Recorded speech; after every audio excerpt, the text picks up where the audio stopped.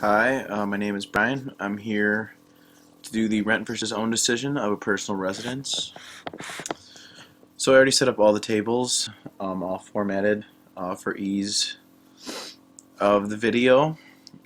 So I will begin with the calculations. First, we need to calculate our loan amount, which is 80% of our purchase price.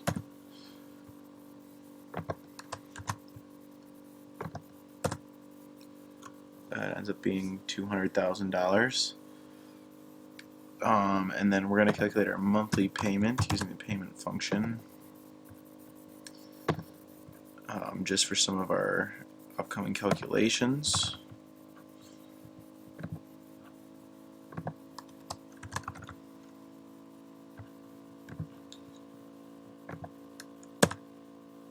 So our monthly payment is $1,073.64. Then we're going to have to calculate our annual debt service, which is our annual payments, which is going to be equal to this times the 12th month of the year.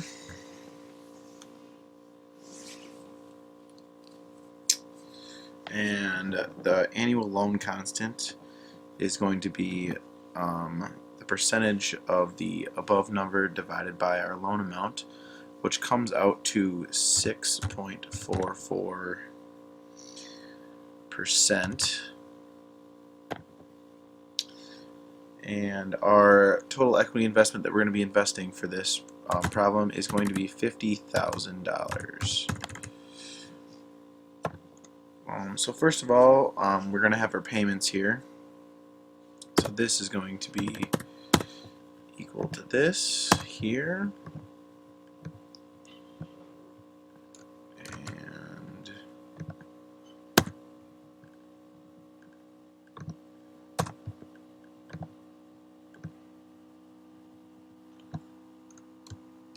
we are going to get that all the way across the board.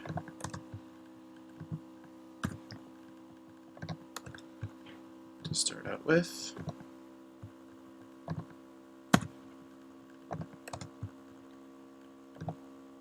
Okay.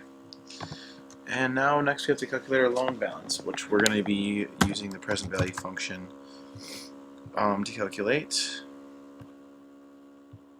So our rate divided by 12, and then we're going to take off the number of periods by year. 30 minus 1. We have to times it by 12 to get the number of payments. And then we're going to use our monthly payment, not our annual debt service payment, to calculate what our loan balance is going to be. And we are going to continue that for the next payments here. Present value factor.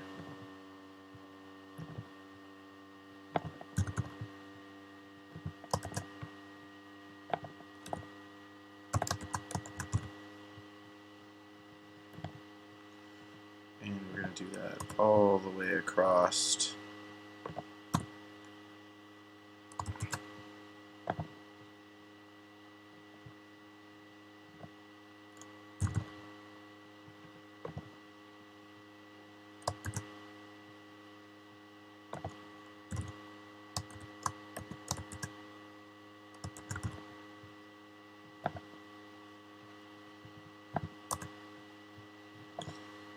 And as you can see, our balance is going down with time.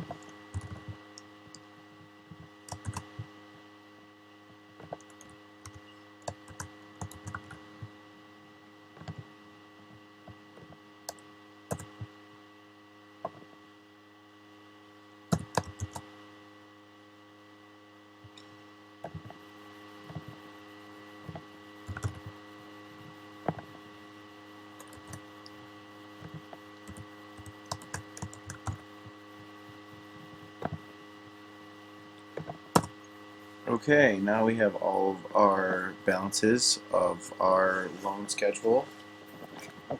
Next, we are going to have to create an amortization schedule to find out how much interest and how much principal we will be paying each year. So I've already set up an amortization table to help us do this a little more quickly. So we're going to be calculating the payment, and we're going to be using values from the first sheet. So we're going to go here, and we're going to also be locking in these values so we can use them.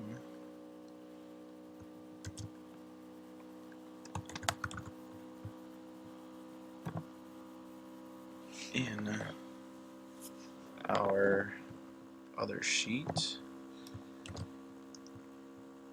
Alright, so that's our value, and we got it locked in here. And we're going to take it all the way down to there. Next, we're going to calculate the interest payment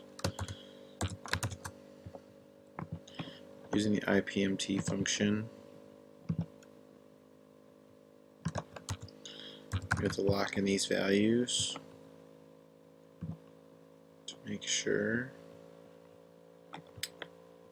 that they stay correct.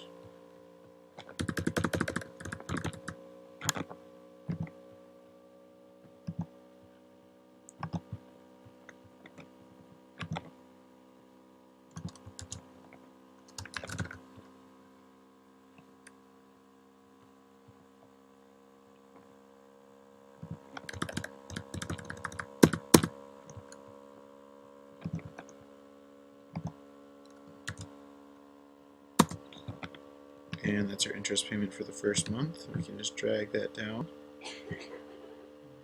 to get the rest of our payments. And then if we want to calculate the principal,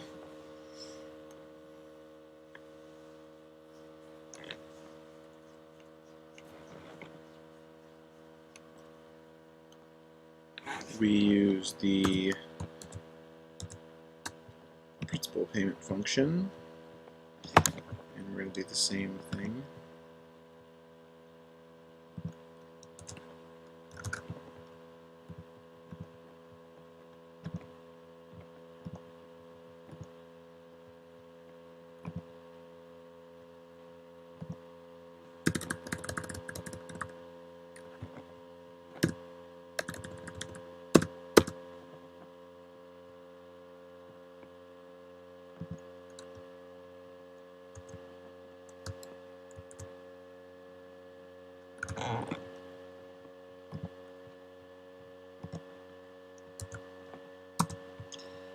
And that's going to be our principal payment.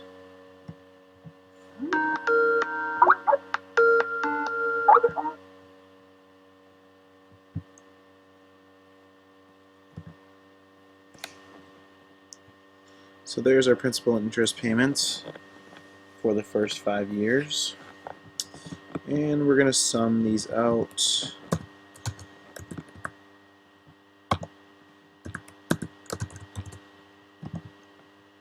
Very quickly, so we can use them on our next portion of the problem.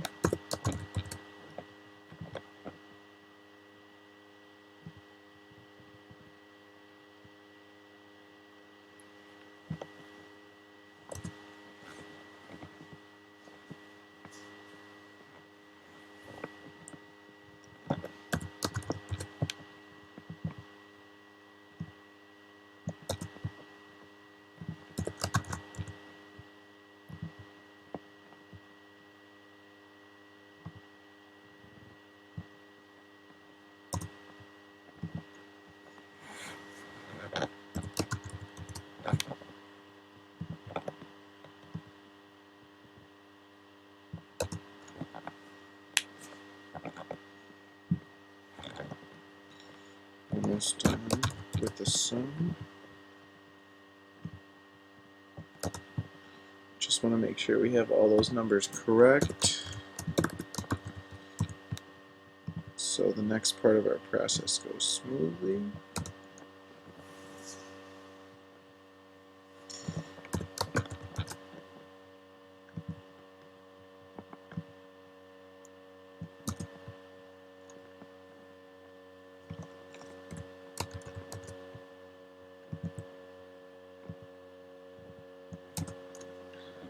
Okay, so now once we have all these, we can transfer the data back to the interest payments for year 1 and interest payment 2 and so on and so forth. It's a little bit of a tedious process.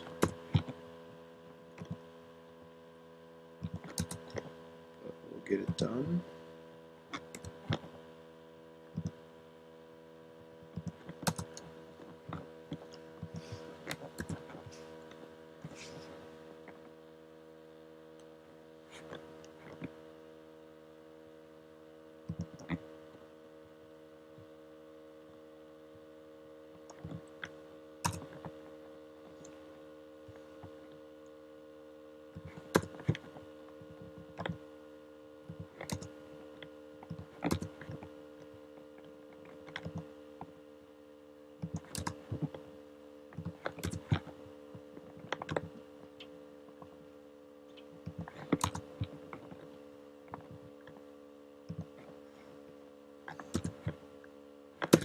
Whoops.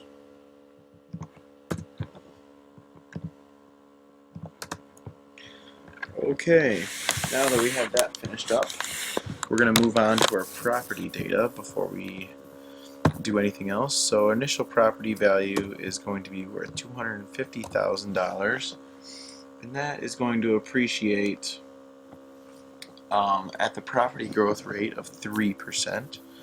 So we are going to make that happen here times our growth rate. Lock that in. And sorry, 1 times our growth rate, or 1 plus our growth rate, and we'll be able to drag that out.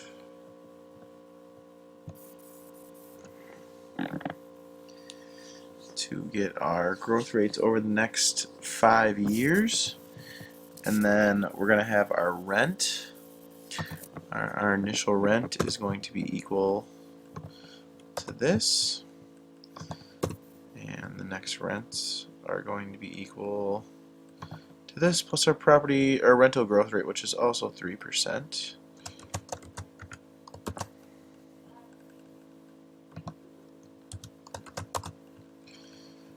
We'll drag that out to see where. And I must have got that wrong somewhere here.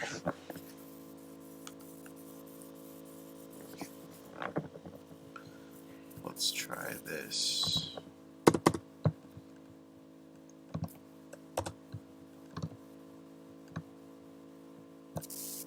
That looks better. And that's what we can get for our rent over the next 5 years. So next we want to calculate the property taxes.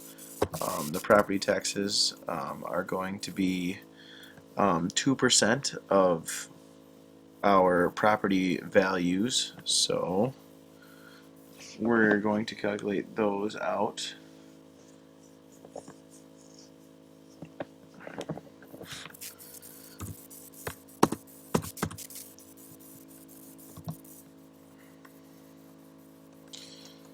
Times property tax rate, lock that in, and we're going to drag that over to get our property taxes going out, and we're going to do the same thing for insurance,